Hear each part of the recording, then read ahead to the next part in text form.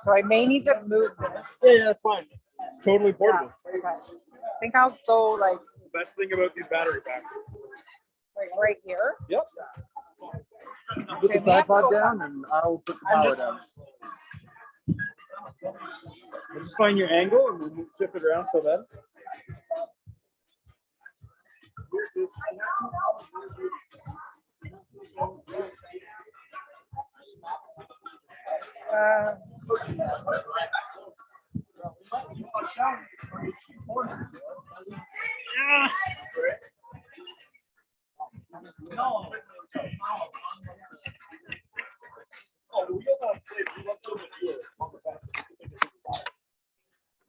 It's not a really great stand. I'm gonna get something to put that on a little more proper than this, but I get may the idea. I may need to put the like a extension cord just so I can get it higher. Yep.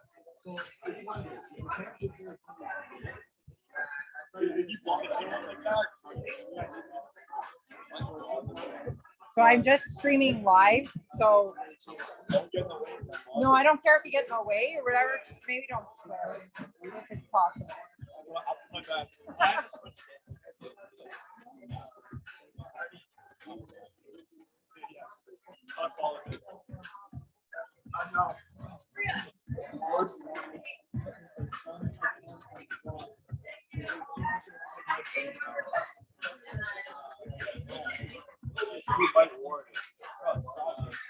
Augustine.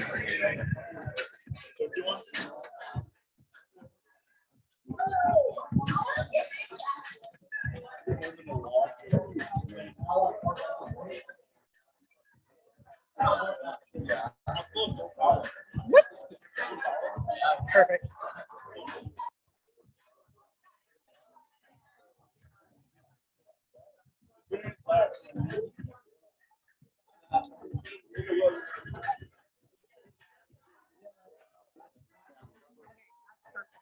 Love it. Thank you.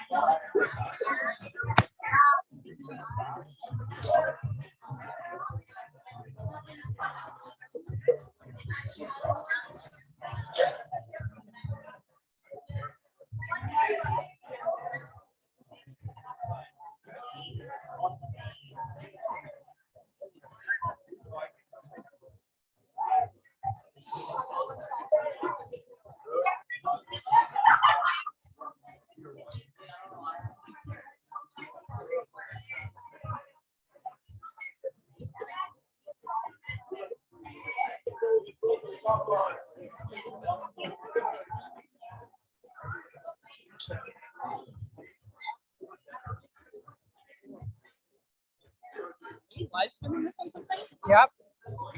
On Instagram? Twitter?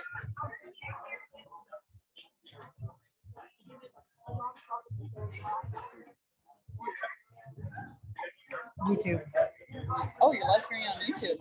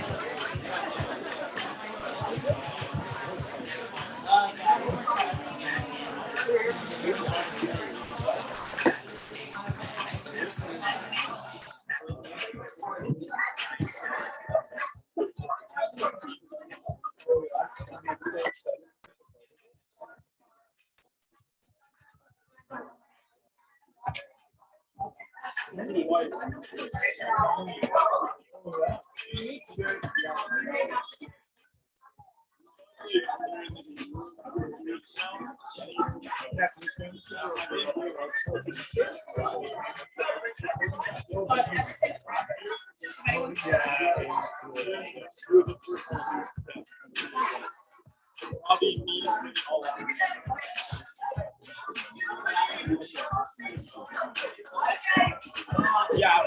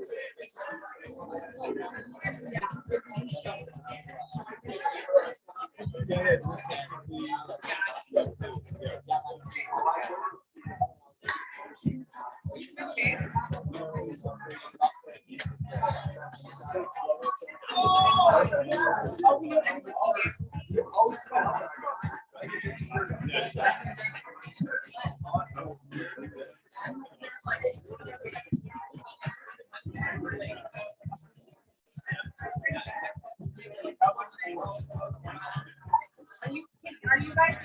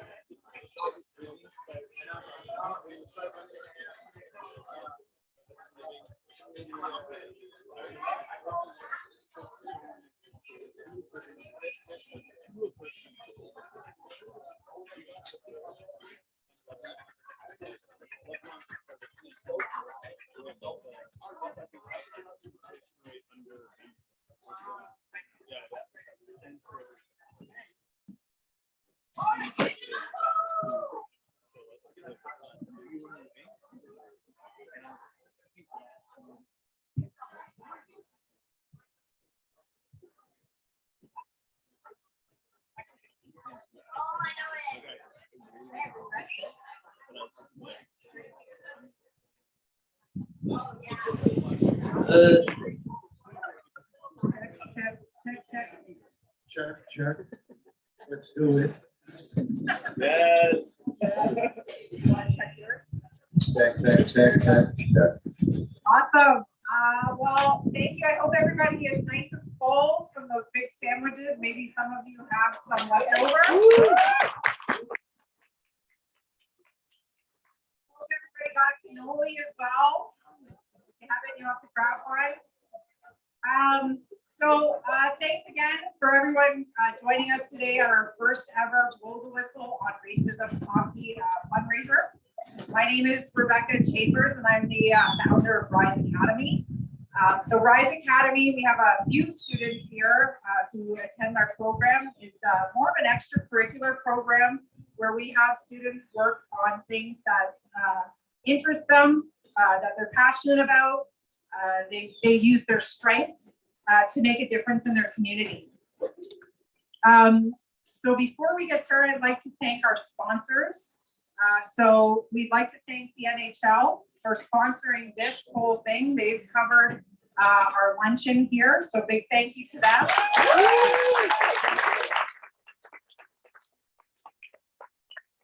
Thank you to Leverage Tech IT Solutions, Tony and Chris and Cindy, who've been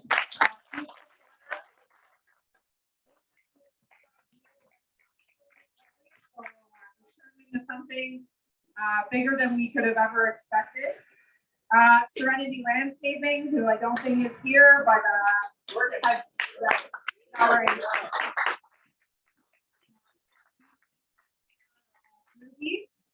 Amp Sports Lab, I don't know if they're here. They were here out getting sandwiches, but they've been really amazing, giving us a break on ice, and they're giving us a kickback from anything that you buy at their bar. So it is past 11. So parents, if you're interested, please have something there.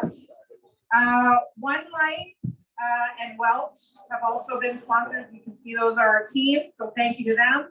To the countless volunteers that are here today helping out, former students, lots of friends and family, and to Rebecca Hollingsworth, I don't know if she's here.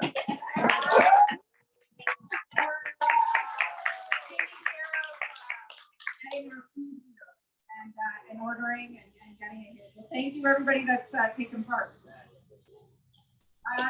So like I mentioned, we are a not-for-profit. RISE is a not-for-profit organization. So we have the ability to have students working on these amazing projects. But we specifically, we have students who pay to take the courses, but we also really focus on supporting those who wouldn't necessarily be able to afford it. So the fundraising that we are doing today is going directly to our low-income, marginalized, racialized students who often have barriers to graduation. So thank you so much for supporting that. As I mentioned, the kids work on passion projects. So this project here is kind of in part a passion project that's gone on for almost 2 years now. It was actually started by 3 girls, one Naomi. Savannah's not here, is she? No, anyway, Savannah is playing, and Maya started this 2 summers ago after the death of George Floyd, wanting to look at how they could make a difference in their community. They started a campaign called Blow the Whistle on Racism. And over the last 2 years, we've had a number of hockey players join the RISE program and take part in different things, in getting things going. We have had Bob Dawson, who is one of our panelists today, who has been since day one. We wouldn't be where we are without him. Over the years, we've had Kenzie Lehman, Sadie Hotless, Jack Tracy, Nathan Villeneuve, Alex Law, who is currently in Calgary at the U18 Team Canada camp, to name a few that have been involved in the campaign. We'd love for any of the rest of you hockey players to join us in the campaign. Gracie Saka has been with us since September of 2020, which was our guinea pig group of students at RISE. And she joined the Blow the Whistle on Racism team kind of midway through last year. And she's kind of been the lead for over the last 2 years. So she's played hockey since she was 5 years old. Most recently played at the junior level with the Lady Sens, was a member of Team Ontario Blue in 2021. And in August, will be headed to Easton, Massachusetts on a full scholarship at Stonehill College.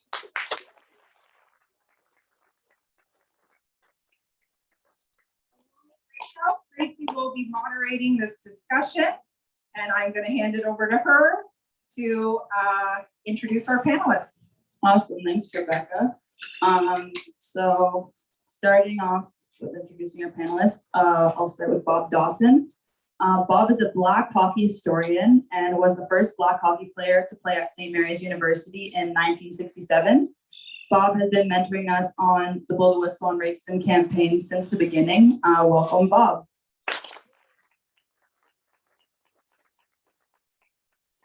Next, we have Rob Knaserik. He's the Group Vice President, Youth Development and Industry Growth Fund at the National Hockey League.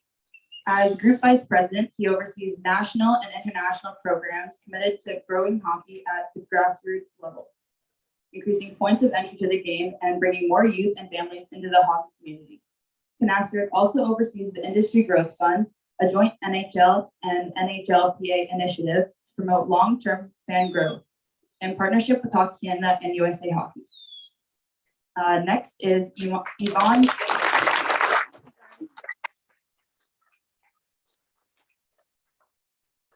Next, we have Yvonne Mongo, is a forward who played for the Ottawa GGs from 2018 to 2022 and captained the team the past 2 years. In 2018 to 2019, he was named to the U Sports All-Rookie team. After George Floyd's death, Mongo wanted to turn his emotions into an action and address racism in society and in hockey. Mongo created a program called Brave Buddies. It is a program that lets young people of all backgrounds in the Ottawa area attend a team game or practice, spend time with Mongo on the ice, and have a conversation with him about shared experiences. Unfortunately, it did not get off the ground due to coronavirus. However, with the help of the University of Ottawa, he created a hockey campaign called Completing the Shift for minor hockey players of racialized, Indigenous, and underserved communities. Awesome, welcome.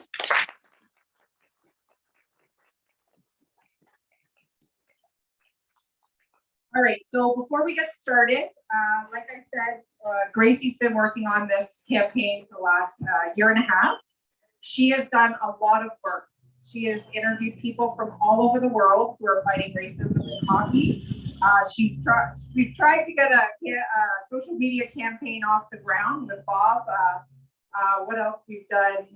I don't know. We've done all kinds of stuff, getting the word out there. And so I would like to ask Gracie one question before she asks our panelists some questions. After spending this time, I'm trying to find my question here. What has made you passionate about doing something about this issue? Well, I think hearing like people's stories and experiences has been the most eye-opening for me. And that alone has made me more passionate, I think, about the issue. And just this past Monday, there were racial slurs made to Nazim Kadri during the St. Louis, Colorado game.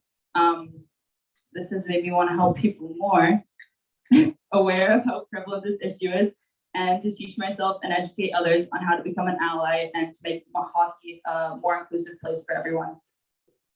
Awesome, thank you. So I'm going to hand it over to you to ask our panelists some questions. Okay, so my first question is for Yvonne, Bob, and Rob. I have had the opportunity to talk with Soraya Tinker, Renee Hess, Rico Phillips, Perry Wilson, who are all a part of the hockey community. Each one of them shared their experiences with racism within their communities. These discussions have really opened my eyes to the fact that this is an ongoing problem. I would like the people at this tournament to have the same understanding. That said, could you share with us an experience where you have faced racism in hockey and how did you handle it? Like, what was the outcome? Yeah, I'll go first. So growing up, I think the most difficult things for me were microaggressions. So I've been compared to a monkey on several occasions, sometimes on my own teammates, and sometimes just allusions to slavery and really sensitive subjects. And I've also been called the N-word a couple times. And the last time it happened was really hurtful because it was my last year of playing major junior. So it was a point in my career where I thought I had the respect from everyone else in the league. So yeah, that one really hurt. I got into fights with a player and we both fell to the ice and he proceeded to call me the N-word amongst other things that I won't repeat, obviously. But my initial reaction was anger. I didn't do anything at the time because I thought that the worst thing for me was to do something stupid right now on the ice. So I tried to keep my cool, and it was the end of the period, so I got sent to the room after the fight, and that's where I just let everything out. All the emotions came out. So yeah, it was really difficult, but what I want to take out of it is that it happened, but my entire junior experience was great, and that's something that I want to share with other people that could be in my situation where they're a minority playing hockey. It's great. It's a great sport. There's a lot of great experiences, and that's what I want to bring the focus on, and that's why I would like to help the next generation in dealing with such experiences. You know. Thank you. Yeah, I guess I'm on. As Rebecca had mentioned, I was the first Black to play in the Atlantic Intercollegiate Hockey League at St. Mary's in 1967. Prior to that, St. Mary's didn't really have a hockey program. So in that year, they had intended to rejuvenate the program. And of course, I went out and tried for the team. There were 40 other players, and I was fortunate enough to make the team. And then first year, I played at the University of Prince Edward Island. I played the PI Panthers, and you perhaps would be familiar with the Panthers rather. But anyway, during the course of, rather prior to the game, I went out on the ice for a warm-up along with my fellow players. And as I was skating by the boards, I heard the N-word, I heard the snowflake, coon, and other names that I would not mention here. And during the course of the game, players, I would get slurred and hear the word, the N-word rather again, and players became very physical with me. And the thing is, while I was accepted by the university and the team and the administration, it was a struggle to and a challenge to be accepted by opposing players. And consequently, I was one not to, not necessarily to forgive, but not forget in terms of how I was treated, and ensured that that would not happen again. And I gained a little bit of a reputation as the years went by in terms of being a player not to sort of mess with. But I think like Yvonne, I have a very, in light of what happened to me, in terms of the hockey sense, but in the broader sense of having had the challenges growing up and facing racism, I became very passionate about that, and was quite delighted in the opportunity when Rebecca reached out to me and asked me if she had explained the initiative and whether or not I would be interested. And I was, as I said, very delighted and pleased to become part of that initiative because it fed into my passion in terms of wanting to make a change. And through the work that Rebecca, Gracie, and others are doing, it means a lot to me, and it's a great step in terms of making a difference and making a change. Thank you, Bob. So, yeah, very tough question because you wonder how it might impact me. I can tell you firsthand, I probably didn't experience it, racism directly at me, but sharing a different lens, which surprises many.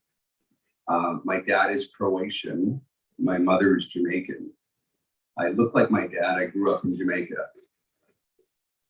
I can't tell you the number of times my mom would take me to a hockey rink and people would say, "Is that your nanny, your babysitter?" And I'd have to justify that was my mother. And then what would they proceed to say? No way, that can't be your mother. So you're 10, you're 11, and you're questioning, am I adopted? Am I accepted? Then can you imagine as this goes on, people don't know, and the things that I heard, I feel like I'm incognito most of my life. And I hear things and people try and bring me in. And I'm now 52, but in my 30s, I didn't have the courage because I played hockey, I played minor pro. And I didn't have the courage to say anything because I always thought there would be a consequence, right? If you didn't go along with the group, will you be left behind or left out? And it's only my time at the NHL where I grew up in a place called Flemington Park in Toronto, no money, but lots of love. Like it was all immigrants, it was very diverse. Someone must have helped me along the way and helped my family. We couldn't afford hockey equipment. I went to a school called St. Mike's. We couldn't afford, my parents couldn't afford to send me to St. Mike's. I was educated through hockey. A kid from Flemington Park doesn't dream about being an executive at the NHL, I promise you. So someone helped me along the way. And it's only since my time at the NHL where I have this courage to tell my story that this shit's got to stop. Excuse the language. It has to stop. And I know NASM. I know a bunch of people. It always festers back to the NHL, and my department has to deal with it. And you do so much to change the game and to invite people in, to tell them they're accepted. And then these things happen and you jump back 5 spaces, you jump back 5 feet. And I just don't understand it. And the reason I come to these things, and I'm so happy you introduced me, and Bob and I go back a little bit, is because we all need allyship. The only way this stuff changes is if everyone in here holds hands and makes the change. The small minority in hockey is not going to make the change. It's all of us collectively that are going to make the change. So I haven't seen it firsthand. I've seen it indirectly. People have said stuff unknowingly. And it's time to speak up and kind of stop this ridiculous behavior that's unacceptable as a hockey ambassador. Thank you, Rob.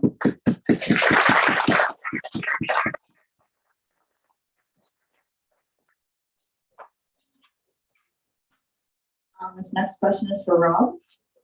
Can you please share with us what the NHL is doing to make hockey safer, more inclusive, and welcoming for all? So first, it begins with bringing diversity of thought in. We hired a Black executive, Kim Davis, to the mix. We had to take care of our own house first because you can't preach and tell people to change their attitudes and the way they think without fixing our own problems first. And we're not denying there is still old thinking that occurs in the NHL, and I see it at times when we push people, we disrupt people, and then all of a sudden the old version of them appears and we push them in panic zone. But we are currently working in our own house. We've made everyone go through a course called Courageous Conversations, where we can put this agenda out and have open discussions. I often think hockey, our work environments fall in thirds. I think a third of the people are zealots and really want to jump into this change. I think a third of the audience doesn't know where to start. The number of times people come to me and go, can I say that? Or am I going to get in trouble for saying that? They want to do the right thing. They don't know where to move with it. And then there's a third of the people that are just ignorant and belligerent. So our house has to be fixed. We then included players. We created something called the Player Inclusion Council. All the NHL players will be going through specific training. We created the Youth Hockey Inclusion Council, which includes Hockey Canada, USA Hockey, parents, youth, which I'm happy about. We often make these decisions about youth, and we don't ever include them, which I don't mean to call you a youth, younger lady. That's included in this environment. And so from this, you're going to see a big shift in the way we think, the education that is going to be mandated across Canada and the US. If you want to be part of hockey culture, we expect you to take, if you're going to take education on safety, hitting from behind, you're going to take education on how to be culturally relevant and what it means to be accepted and included. So that's it for now, but lots more to come. Yeah, it's good to hear that there's things coming. Last question for all panelists.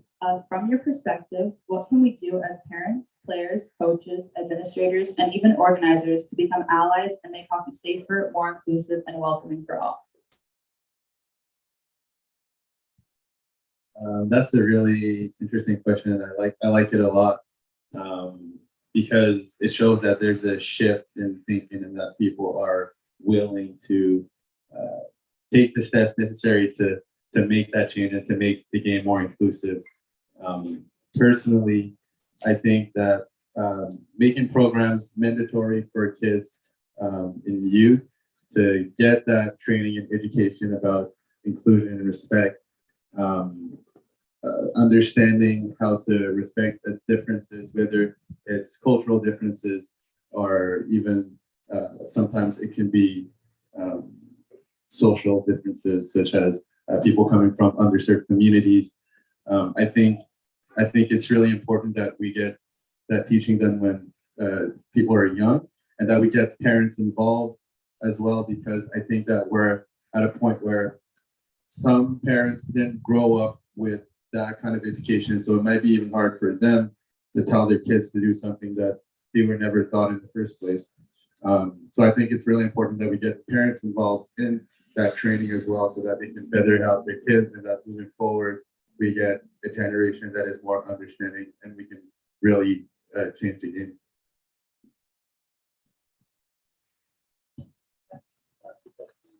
Could you please ask the question again? And the reason being is because as Whispering what I forgot. yeah, as Rob was talking, one of the important things that he forgot to mention was the fact that the NHL Hockey Coaches Association established a program which is designed to mentor and help develop BIPOC aspiring coaches. And that program, I think, started about 2 years ago. And now there are a number of BIPOC individuals who are involved in that program at different stages. Some of them happen to be coaches who do have experience coaching, but have ambitions or aspirations of becoming professional coaches. They also have, I believe, a female mentoring coaches program also. And as it happens, some of you may know Fred Brathwaite from Ottawa. He went through that program and has now been, I think, an assistant coach with one of the farm teams of the Las Vegas Knights. So, Rob, if you want to add anything else. I was just going to say, I love getting the credit. The NHL Coaching Association, although they have NHL, they're their own, they're their own entity. So I'm thankful that you thought we did that. I appreciate it, but they are doing good work. They do come and help grow our game. The one thing I would add to that is intentionality. Can I just give a 2-second story? Ted Nolan, a friend of mine, said to me, he said, I sent this young Indigenous boy to a hockey school, because often for Indigenous families, you make them leave to go to your facilities and rinks. And he couldn't adapt. He couldn't handle it. 2 days later, he went back. Just didn't see any, not that he didn't see any value, he couldn't feel appreciated. And Ted said to us, it's interesting, you see us as an opportunity. You see us as potential fans and players, but you never come to us. You never come to our communities. You never set up shop here. You always make us travel to you. And it was a learning about intentionality. Same with the coaching piece. Unless we invite people to the game, to the party, and meet them where they're at, we are never going to change the game. We have to go where they are. We have to meet kids in school. We have to meet families in their homes to try to get them to rally around what we're doing in this cause. It's intentionality. So the question, Gracie? It's just how can all of us make hockey a more welcoming place for everybody? For me, I think it's important to sort of look at and assess your own values, as well as your your attitudes and principles, and question why are you thinking the way you are thinking? What sort of is driving your actions in relations to those behaviors? What is the impact of that on other individuals? So acknowledging where you're at, what your values and attitudes are, and bringing about change through learning and educating yourself about those issues.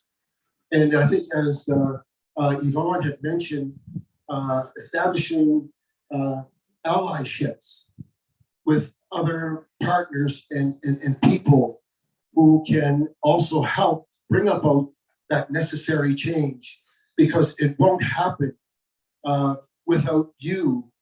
And as I've often said, it takes each of us to make a difference for all of us. And to me, that is an important piece to all of this. I wonder if I could just add to that. So like I said, this campaign started almost 2 years ago, and my daughters play hockey. I'm not a, hockey has become my world. It wasn't before. And I came into it as a white parent with white children, with a white husband, into a very white sport. And the last 2 years of these interviews that Gracie and I have done, and all the work that all these other students have done, I've done a ton of learning and educating. And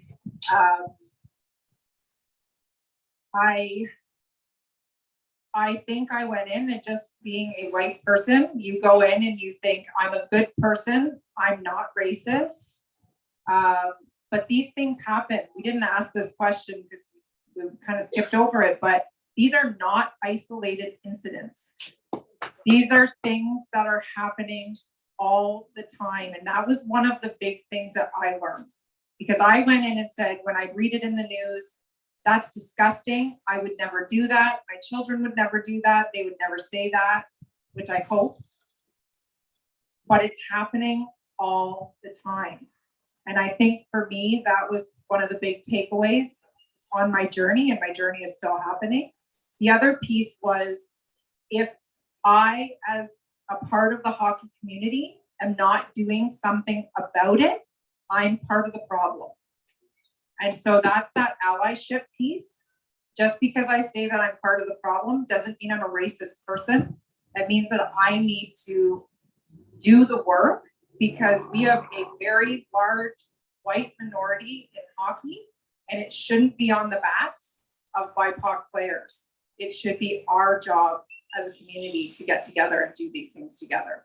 And that's my takeaway. So just to add on to that allyship piece. And I just one piece, you try to name your motives to people's hearts, right? Often it's through the head, through the hearts. Hockey is in a turbulent place right now. And I'm trying to share this with you. You should, every player in this room and parent should leave it better than we've gone through it. So we say that and people feel that, but let me tell you something. Hockey, our participation rate in Canada is either flat or declining, right? The minority that we talk about is soon to become the majority, and they don't have an anchor to our game yet. So if we talk about the social piece that you described better than I can, let's talk about the business piece. This is what I go into owners and talk about. We compare ourselves to basketball and say we're losing steam. We compare ourselves to the NHL and the NFL and these big TV deals. Unless we start connecting to broader audiences, this is a business question now. If you don't connect here, connect here. If we don't start connecting to broader audiences that are seen as the minority, more than 50% of people in Toronto are born outside of Toronto. If we don't learn to connect, our game will quickly die. So if you want to see rinks filled and more rinks being built, guess how many dollars are spent in Ontario on their new plan to build new arenas? Zero. $2 billion, zero is spent on new rinks. Most of our rinks right now are 40 years plus. Who's going to pay for them? If we don't start having a broader population come in and spending money in our game is in trouble. If we don't learn to connect more broadly, our game is in trouble. Our game. We all owe something to this game. So if you're not set on this heartfelt emotion and the social good of doing it, think about the business good of doing it. Our game won't exist in 20, 30 years from now if we don't learn to connect. And I love the one meeting we had with you. You were meeting with us and he was going to meet Pitbull to talk about getting more Latino fans in Florida. Florida Panthers. Great team. Lots of inventory in the stands. I don't want to say like any other teams, but lots of inventory in the stands, meaning tickets available. Could win a Stanley Cup soon. Great team. Their representation of their audience isn't reflective of the community. And that's sad to me. When I go to Detroit, less than 1% of the Black community is connected to Detroit. That's sad to me. So then I go to Tampa, in the same state as the Panthers. You can't buy a ticket to a game in Tampa. You go look at their building, it looks like their community. In Toronto, you go watch the Leafs play and you go watch the Raptors play. What looks like Toronto? Same price of the ticket. What looks like Toronto? The Raptors do. Let's get there. It's the only way we're going to survive and be healthy and thrive. Amazing. Is there anything that we didn't cover here that anyone would like to sort of close out with? I feel like that was a good close there. I think pretty Rob good. did a great job. We would be, I don't know, I don't want to upstage Gracie, but I think we would like to hear from you in terms of what questions you might have of us.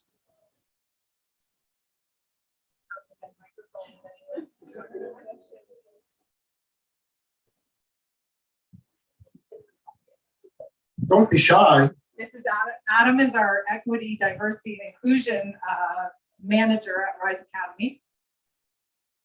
Hey all, and hey everyone, thanks so much for having this panel. It's been great to listen to you. I wanted to ask, so we have a large white audience in the crowd, and while I don't believe that anyone here would do anything or say anything to anyone if they saw, say anything to anyone, but if they were to, witness, racism in action, what do you recommend that they do? Because I'm sure they're going to see it, and often, we know that when racialized people get attacked and then they get angry, that anger is then weaponized against them. So what can they do when they see, racism in action? I think it depends on the person. There's something called the bystander effect, whereas you'll be with plenty of other people that are also witnessing what's happening, and you feel like, oh, someone else is going to do something about it. And I think every situation is different. Sometimes it's on you to maybe do something if you feel like you can make a situation better. Sometimes it could just be talking to that person and offering your support after the event.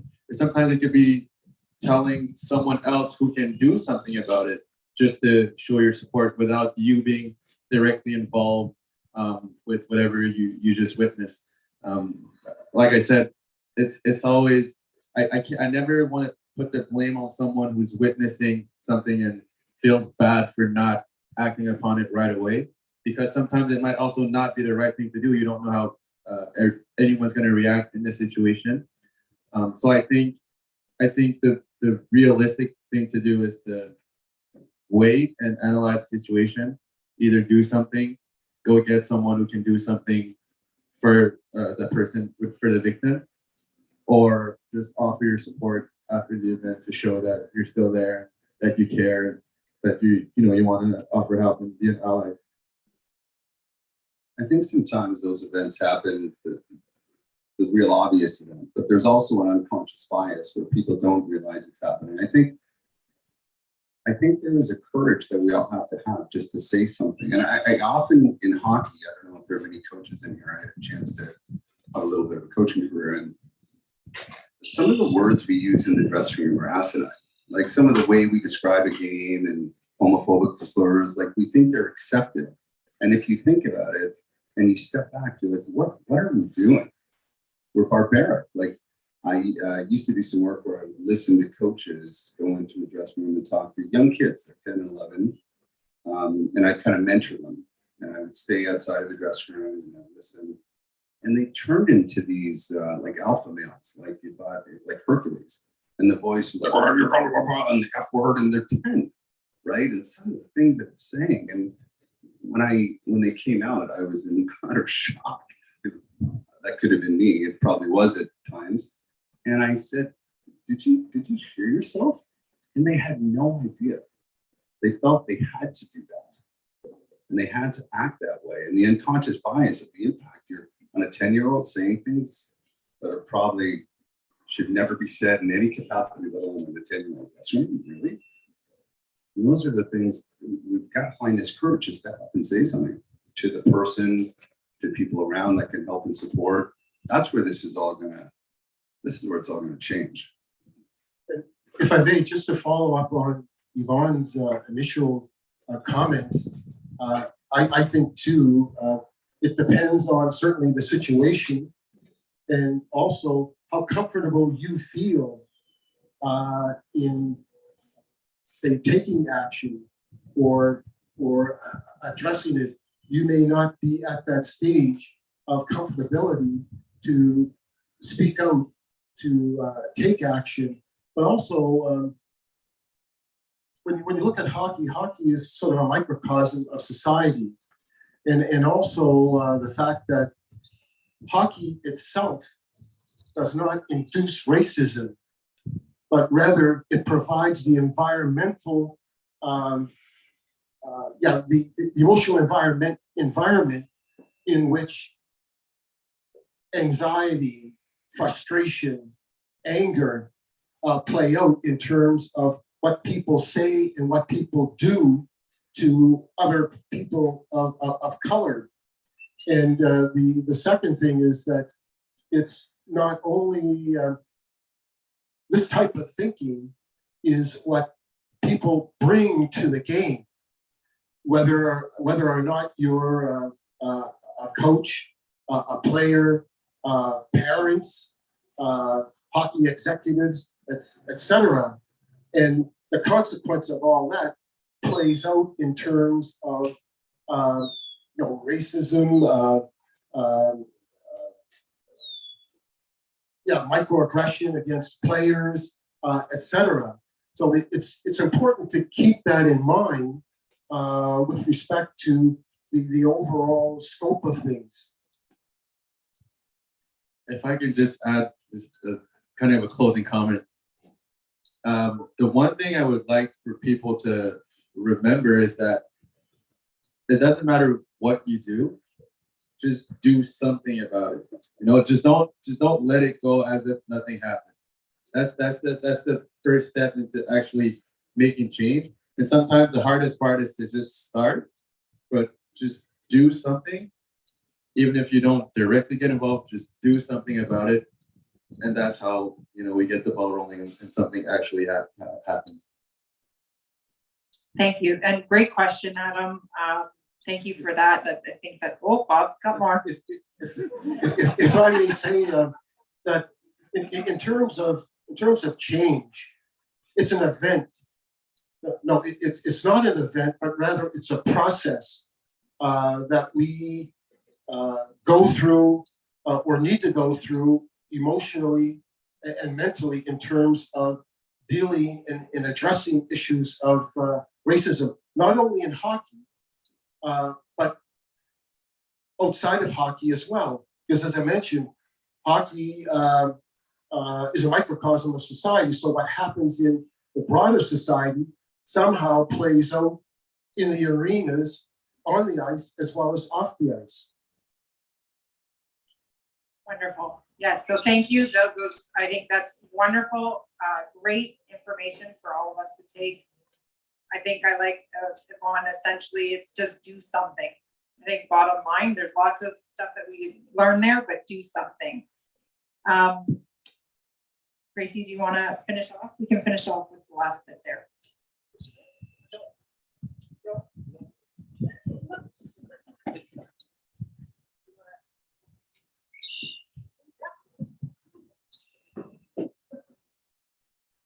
Last year, I had a chance to speak with Renee Hess from the Black Girl Hockey Club. The mission of Black Girl Hockey Club is to inspire and sustain passion for the game of hockey within the Black community, specifically with our mothers, sisters, daughters, and friends. Since my conversation with them, I have taken a pledge to get uncomfortable and become an ally to the BIPOC community.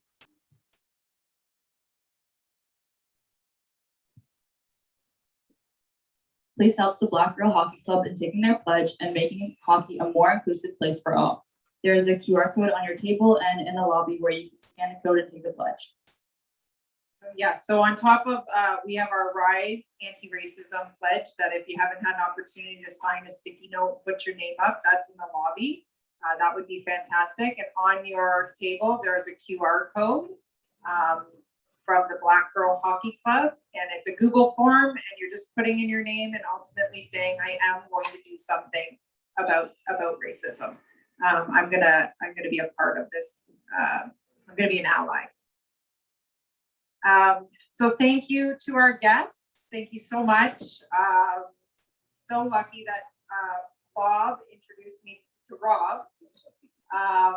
It was very exciting. It was one of those things where Bob was like, well, I know this guy in the NHL. We're gonna email him, and we'll see. And I was like, okay, well, we'll see. Well, maybe we'll see what's gonna happen. And the minute we got on Zoom with Rob, he was so excited and like, pretty much, let's do this. I want to do this. We were going to have like a gala. That's coming next year. So stay tuned. This was the miniature version. And we can't thank you enough for making this happen, for flying in here to be with us today. To Bob for all the work that you've done with us. Bob and I think we meet like weekly now, which is wonderful, and he's met all the students. And Yvonne, so happy to meet you, and really looking forward to hearing more about your camp. So if we did mention briefly in his bio, he's running his first camp for youth in Ottawa, BIPOC and underserved communities. They will be sticking around afterwards if you'd like to find out more and how you can help. That would be great. But thank you to everyone, again, to all our sponsors for staying and listening and joining in becoming an ally. So thank you, everybody.